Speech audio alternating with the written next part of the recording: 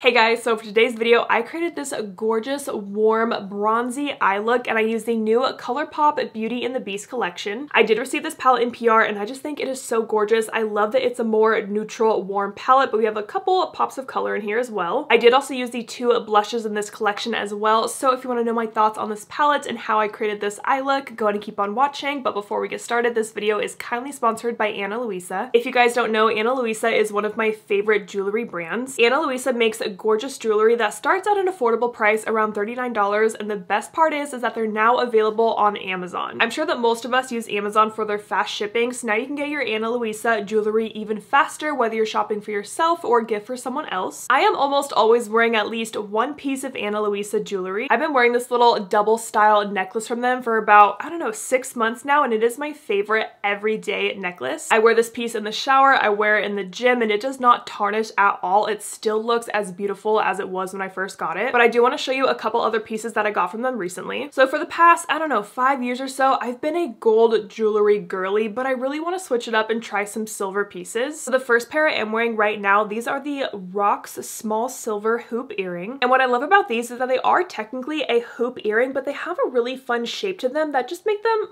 a little bit more special than your typical circular hoop. Let me show you. They have more of like a long oval shape to them, and I feel like that just gives it a little bit of an edge. And they just clasp together like that, so they are super easy to take in and out.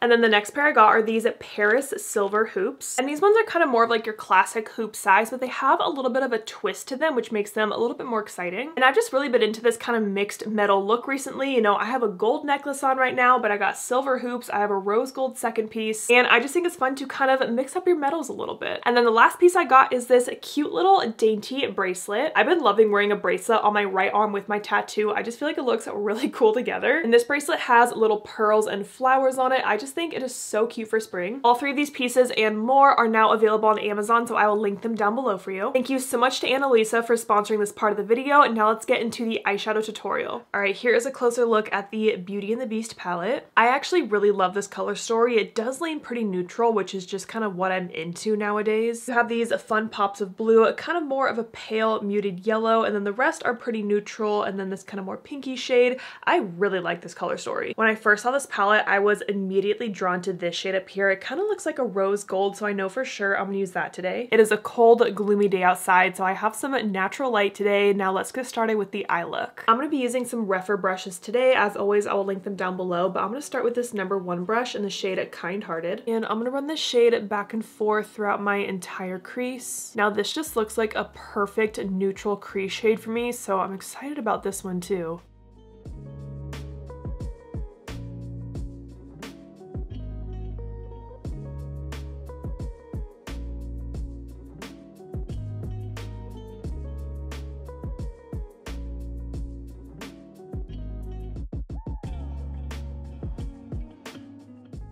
I've really been trying to embrace my natural, just very, very fair skin tone lately. And I feel like when I'm fair, a lot of shadows will just pull super warm on me. And this one's pulling a little bit warm, but it's not bad at all. I actually really like it. Then once I have less product on my brush, I'm just gonna kind of soften out the edges. So I'm blending this up a little bit higher just to smooth everything out, but it is looking pretty good right now. Now on the same brush, I'm gonna pick up Break the Curse. So I kind of have that on more of the flat side of the brush. And I'm gonna start by tapping this shade on the outer part of my lid.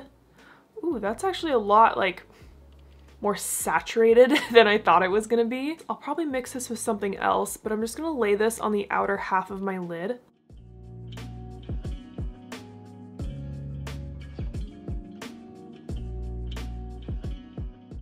So I'm starting with the stamping motion to get most of the pigment off my brush, and then I'll start to kind of wiggle my brush around and blend out the shadow.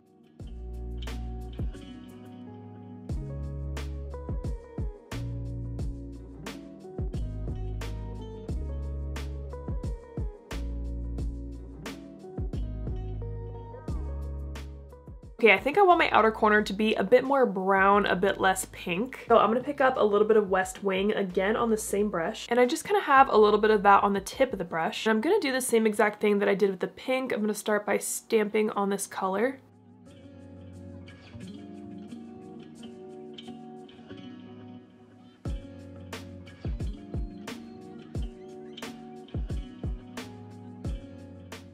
Once most of the shadow is off my brush, I'll kind of move my brush around a little bit more and start to blend it out.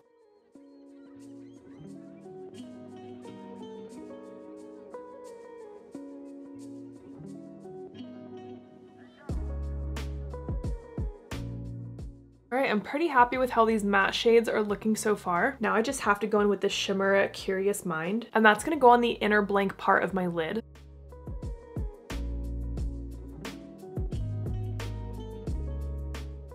Wow, that's intense. Definitely getting some fallout with this shade, and like it's a little bit flaky too, so I'm really just trying to press this down onto my lid. But I'm pretty sure you can see all that fallout right down in there. Now going back to the brush I've been using with no additional product on it, I'm gonna blend right in my crease around that shimmer. And this is also gonna pick up any extra like flakes that might still be like not pressed down on my lid.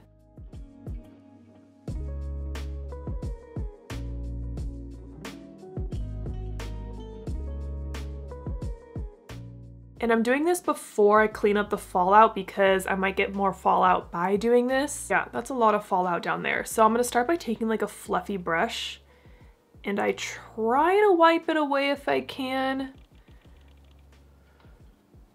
And sometimes it works, sometimes it smears it. Whenever I'm doing my makeup, I have my foundation on and like my spot concealer done, but I don't have my under eye concealer on. So in cases like this where I get fallout, it's really easy just to touch up my foundation where I don't have like a full face of makeup on. I don't have to like fix my blush and bronzer and everything.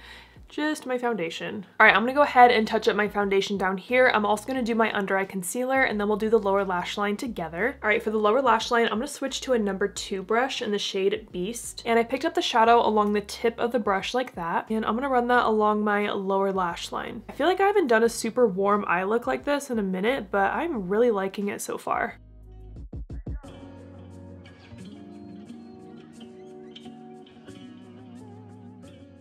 And then I'm going to pick up more of that Kind-Hearted shade, and I'm just going to use that to kind of soften out the edges of Beast.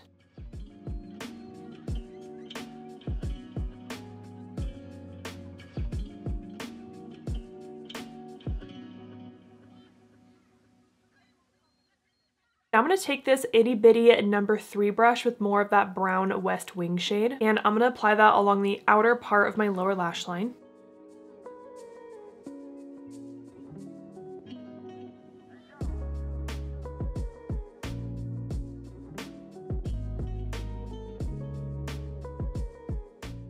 But I'm also gonna kind of touch up where I first placed that on the very outer part of my top lid, but I'm kind of focusing it more just on the lash line, just the very outer part.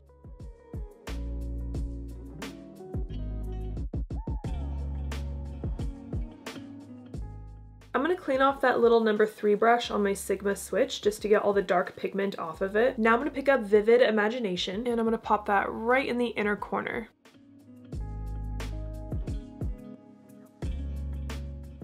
And then just a little bit right under my brow. I went ahead and popped on some mascara and lashes, and here's what the final eye looks like. And for my lashes, I am wearing a half lash. I'm just wearing the Bright Lashes half lash in Flutter. Okay, let's work on the face a little bit because I'm feeling so ghostly right now. Now, whenever I get any kind of collection from ColourPop or really any brand in general, I'm very picky about the products that I decide to open up, swatch, and test out on myself, just because I know myself and I know my preferences. So for example, the lip products in this collection are not really my style. They're not a color that I would like to wear. So if I were to open up and swatch those, I can't really donate them at that point. I can't put them in a giveaway. I would just be stuck with these products that I've used once in a video. So that's why you don't really see me using an entire collection when something launches. So I won't be using any of the lip products or the highlighter from this collection because they're just not my style, but the blushes are very pretty. So the blushes come in the same packaging. We have Miss Potts and Chip. Now I actually wore Miss Potts yesterday and it is this beautiful, just soft pink color, and especially on my fair skin, I loved how this looks on me. Now the other color is Chip, and this is like a deep warm brown. I might try a little bit of this today because I think I'll like this a lot when I have a tan on. Maybe not when I'm this fair, but I'm really interested in this color. But I'm gonna go in with Miss Potts. So I'm taking that on a BK Beauty, what is this? The N15. And I like how this pink shade leans a little bit more on the cool tone side too.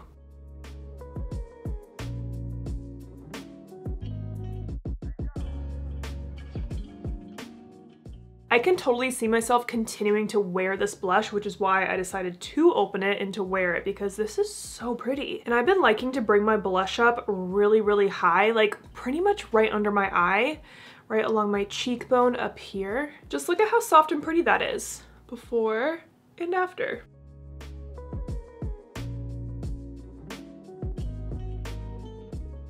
I just feel like this is bringing life back into my face. This is so pretty. Do I try a little bit of this?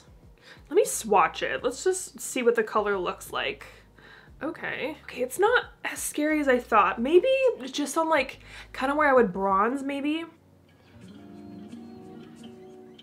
Oh yeah, there's a lot of warmth in this shade. I'm gonna kind of bring it up along my temple, my hairline. And I like that these are a matte blush too, because I've just been so into those like glowy blushes kind of on top of a matte blush. Just kind of like adding some depth to my blush. Okay, so those are the only products in the Beauty and the Beast collection that I'm going to use today, so I'm going to go ahead and finish up the rest of my makeup and then I'll show you the final look. Here is what the full face looks like. On my lips, I'm wearing the Sephora lip liner in the Nudist. I have been loving this ever since I got it during the Sephora sale. And then I popped on my Makeup by Mario Lip Plumping Serum in Nude Glow on top. For bronzer, I'm just wearing the Sephora Collection Matte Bronzer in Sun-Kissed Haze. I've really been enjoying this one. Then like I said, I've really been liking to pair some kind of glowy product with a matte blush, so I'm wearing the Bare Minerals Highlighting Blush in Rose Glow on top. I'm kind of wearing it on top of my blush almost as like a highlighter, but also just on those like really, really high points in my face, and I love how this looks. This whole look is giving me such 2016 vibes with the super warm eye, but I still think it's just such a pretty look. I always really enjoy ColourPop's formula when I use it. I find that the shadows are easy to use, they're nice and pigmented, like I have no problems at all with their formula. And I think if you're someone that just loves Beauty and the Beast, or you're looking for a warm neutral palette with a couple pops of color in there, I don't think you'd be disappointed. All right, and that is going to wrap up this video. Don't forget to check out Ana Luisa on Amazon. I will link all the pieces that I talked about down below. So I hope you guys enjoyed this video. Thank you so much for watching, and don't forget to like and subscribe.